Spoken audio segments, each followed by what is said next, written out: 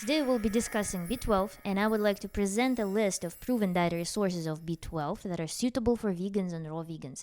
Before we go and discuss our main subject, if you're currently suffering from B12 deficiency or B12 deficient anemia, please take aggressive measures to mitigate this condition by either taking sublingual or injectable forms of B12, either methylcobalamin or hydroxycobalamin, because the consequences of long-term B12 deficiency can run a long way and they can lead to irreversible damage to your body. So it is very vital and important that you take care of it, that you are on top of this issue. And let's start discussing how we can get B12 through the diet. So I prepared a list of 4 items, and the first will be chlorella. Chlorella is a microalgae. You can find it in the supplement aisle in the health food store, and it is typically marketed as a source of chlorophyll. You will find it either in the form of fermented chlorella, some drops or pills, or you can go online and find them in huge bags. They will be sold with spirulina, and spirulina we'll discuss later. Chlorella is usually a source of chlorophyll, but depending on how and where it was grown, it will be a source of B12 because it has some symbiotic bacteria that it grows alongside with, and this bacteria produces B12, enriching the final product, which is those pills or drops of chlorella. The caveat here is that while chlorella offers dietary B12, and it's in pretty good quantities actually, per serving it may have like several hundred% of RDV. The caveat is that again, it is very sensitive factor to where this chlorella was grown. I found that most chlorella is being produced in Taiwan or China, but you will never know unless you know the manufacturer, unless you're capable of going to their website and seeing the certificates of compliance. You will never know the purity and nutritional content of the final product. So it is very important that if you consider chlorella as a supplement for whatever reason, because it offers a very wide spectrum of benefits, again, depending on where and how it was produced, if you're considering it as a B12 source, then you really need to do your research and go see which manufacturers will have all proper certifications. Which of them will diligently report on their possible possible risks on contamination or not having any contamination. So seek very good manufacturers, because most of chlorella that is sold at the stores comes from some white label bulk supplement suppliers. And it is very funny because if you ever researched where most supplements come from, there is a huge marketplace that sells bulk everything, all possible powders and gels. So most of the supplements that you find on the market, they come from this huge probably warehouse that sources their supplements from who knows where and sells them for real cheap in bulk form. So you really need to trace the origins of your chlorella. But it is indeed the microalgae that supplies with bioactive B12. The thing here, the counterpart that is often sold in the same bag with chlorella, sometimes you will see mixes of chlorella plus spirulina. It is it is spirulina. So spirulina in turn, and contrary to chlorella, sometimes is marketed as a source of B12, but you must be aware that spirulina carries non-bioactive B12 that will only occupy the receptors, such that if you eat spirulina plus something that carries bioactive B12, receptors will be occupied, so you will just eliminate that real B12. So spirulina is not a source of B12. Never confuse the two.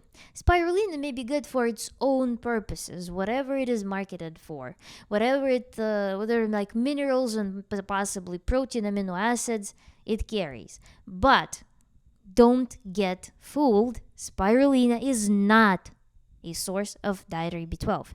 Chlorella is or may be a source of B12. Discern the two.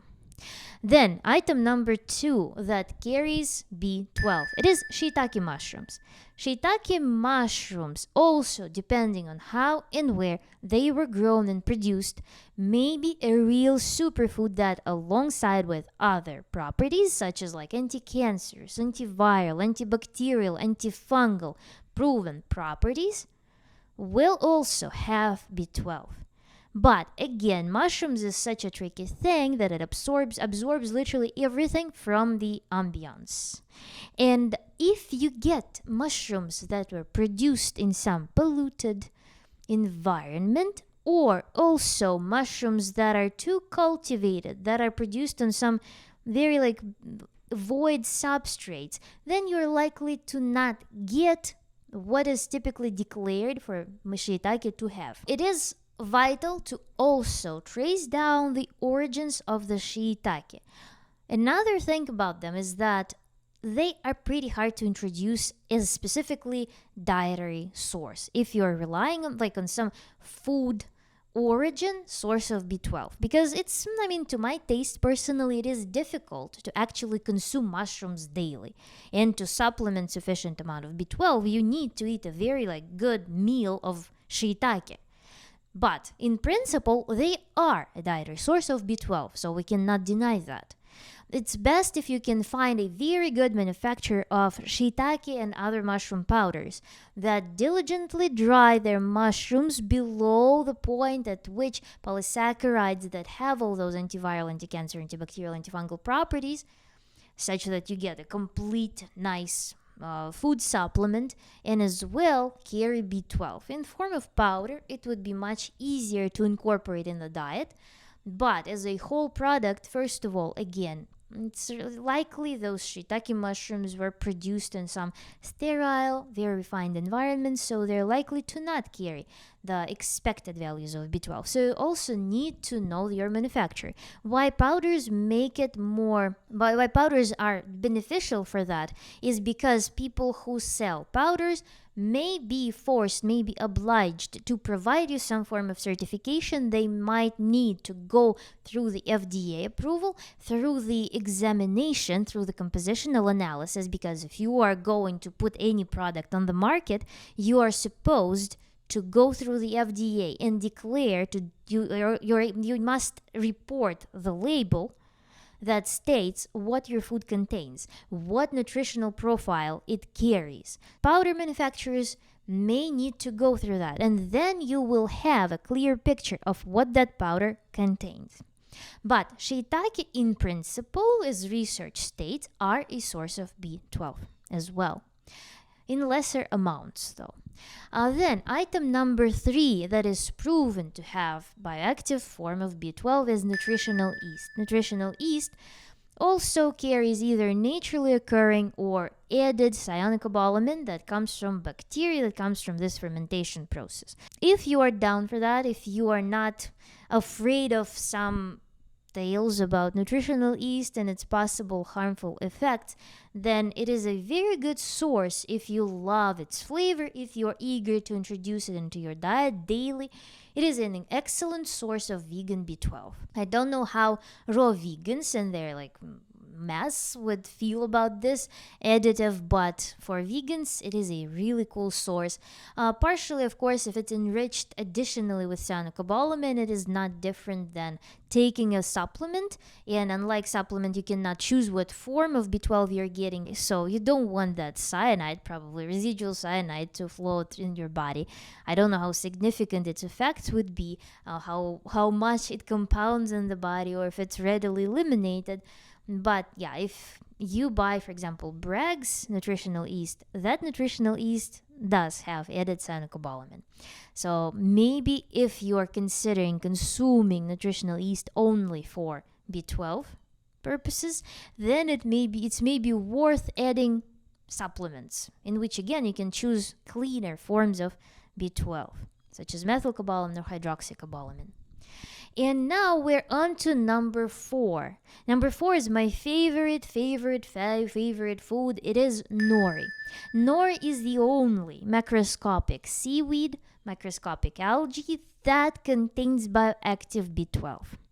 I eat nori every day. I recently found a study that vegans who consume 5 grams of nori daily do not develop B12 deficiency. It is a very promising news. However, what you must be aware of is that nori may contain some non-bioactive B12 as well. So you need to also see the origin. I read the study that said that the nori that was produced in Korea would have much higher ratio of actual bioactive bioavailable B12 to non-bioavailable B12 than nori that is grown in China. However, the ratio is still overwhelming, so regardless of the origins, you're still getting a very high fraction of bioactive B12. For your reference, B12 content in one sheet of nori, and I buy my nori from rawnori.com. I put the affiliate link in the description through which you can purchase your raw nori sheets. One sheet of nori will contain 80% of B12. So consuming just five sheets of nori daily, which is incredibly easy because they're so lightweight, they're so small, they're so thin, they're so easy to combine with a variety of different savory foods, will supply you with 400% RDV. So it is a very easy thing for me personally to introduce in my diet. And given that it is source of not just B12, but also it's a very cool source of iodine, other marine minerals, and also it is the only source of very easily extractable omega-3 that is in the form that is not present in other plant sources, then it also makes nori unique. I usually like to combine nori with other seaweeds as well. I eat it with salads, with seaweed. So I make sure to introduce this superfood in my diet because, again, when the conditions of depleted soils, when we cannot rely on terrestrial sources of nutrition, of minerals, when we don't have much exposure to the natural water sources, I don't have access to the ocean presently. I would like to, but I don't have it at the moment. So I need to help myself with the intake of minerals, with the intake of B12, with the intake of omega-3 besides flaxseed. So I consume nori daily. It's not some disciplinary act. It is a pure pleasure for me, and I think that is the easiest food to introduce in my diet for B12 supplementation among the foods that I just listed. So I would highly recommend you to introduce seaweed, not just nori, but other kinds as well. And that will help you to keep B12 in check. Now we need to discuss something important. Many raw vegans swear by internal bacterial synthesis of B12. I read about it, and the news were that yes, indeed, our body, when we build our healthy microbiome, our bacterial flora is capable of synthesizing B12 inside of the gut. The truth is that most of it is just removed with the feces because the residence of the bacteria that synthesizes B12 is downstream from where B12 can be absorbed and through the intestinal wall. So the problem is that we are not readily absorbing this B12. Most of it is being used by bacteria themselves, so only a small fraction can be used by our body if we're lucky. Relying on bacterial synthesis is a very bold idea, I would say, because again, not only we are probably all struggle to build a proper microbiome because we don't live in a natural environment. We're subjected not to just dietary problems, but also we are surrounded by different chemistries. We live in the houses that are built with synthetic materials. A lot of people struggle to get enough vitamin D. Vitamin D deficiency also withers the intestinal flora, intestinal microbiome. Stress, a lot of environmental factors reduces the potency of our intestinal flora. Also, dietary insufficiency also reduces its diversity, also reduces the number of species that populate our microbiome. So it is a very kind of sketchy way of getting B12. It is highly unreliable. So I would not recommend anyone to rely solely on bacterial synthesis of B12. In fact, if we analyze the apes, our kind of relative species, they get their B12 through dirt and through consumption of feces. I think anyone who lives in a refined, beautiful, civilized world will kind of be shy to engage in certain activities that promote reception of B12 through those sources. And I would by no means encourage that. But yeah, you need to do things that are not normal for a modern person to receive B12 not through food but through some other means. And another thing, I would speculate here that probably actually swimming in the natural bodies of water would help to supplement with B12 as well, because again, those microalgae, they live in the water. I don't know, nori grows in the sea as well, so it must have certain bacteria that produce B12. So if you regularly, I mean daily, swim in the natural bodies of water and also like occasionally swallow some water involuntarily, then you probably are getting some B12 through not food. But given all the circumstances, given our standards of living, given how our bodies are challenged presently by our customary ways of living, I would not rely on some sources of B12 that are not food, and I would be smart and mindful about introducing B12 through the diet, especially because there are pretty doable ways of supplementing it. Plus, if you're not eager to consume certain like foods that I just listed, then there's always an option to take B12 through the pharmaceutical form. Because actually 99% of all synthetic B12 goes to the farm animals. Farm animals also need B12. They have bacteria that produces B12. If they eat dirt, if they eat cobalt, because cobalt is a necessary mineral for production of forms of cobalamin, farm animals, they don't get that. So most of people who receive their B12 through consumption of flesh, they're just secondary consumers of the pharmaceutical forms of B12. Of course, it will be assimilated in the animal body. It will be in some protein form, so it probably will be easier to get, but usually meat consumption, especially quality of meat that is accessible to an average consumer in the developed world, meat consumption is often associated with the habits that reduce people's ability to effectively extract B12 from flesh. So a majority of B12 deficient people will be people approaching some advanced age who are just no longer able to extract B12 from dietary sources because of this exhaustion of the body by eating foods that are not characteristic for our species, or drinking alcohol, or stressing out, or drinking coffee, eating lots of caffeine, like drinking a lot of caffeinated beverages, eating a lot of sugar, refined foods. So all of those things will deplete the ability of the body to get sufficient levels of B12. Another recommendation for you will be to actually go for checkups regularly. I would advise that you go through the checkups every year, every 2 years, every 3 years, depending on how you feel. Because B12 deficiency develops very slowly, but when you become deficient, then it's pretty harsh. So I would not wait for extended periods of time between the checkups. You yourself can consult with the studies that I put in the description box below. I'll put the articles that I read to compile this video. And also, if you see that some articles do not open, if you don't have access to those articles, please use Sci-Hub. This will open most of the articles that are closed for access.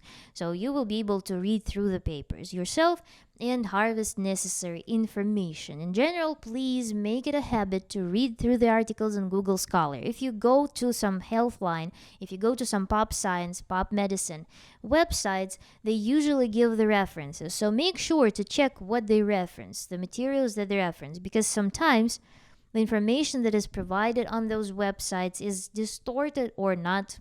I mean, it's usually presented in some qualitative rather than quantitative mode, so quantitative way. So it is very important that you check the actual sources of information on any website. And then another thing is that, of course, with this video, it would be much more interesting and ethical of mine to show you that I myself followed my advice and I myself was able to retain or increase my levels of B12 by using one or all of the dietary sources that I was listing above.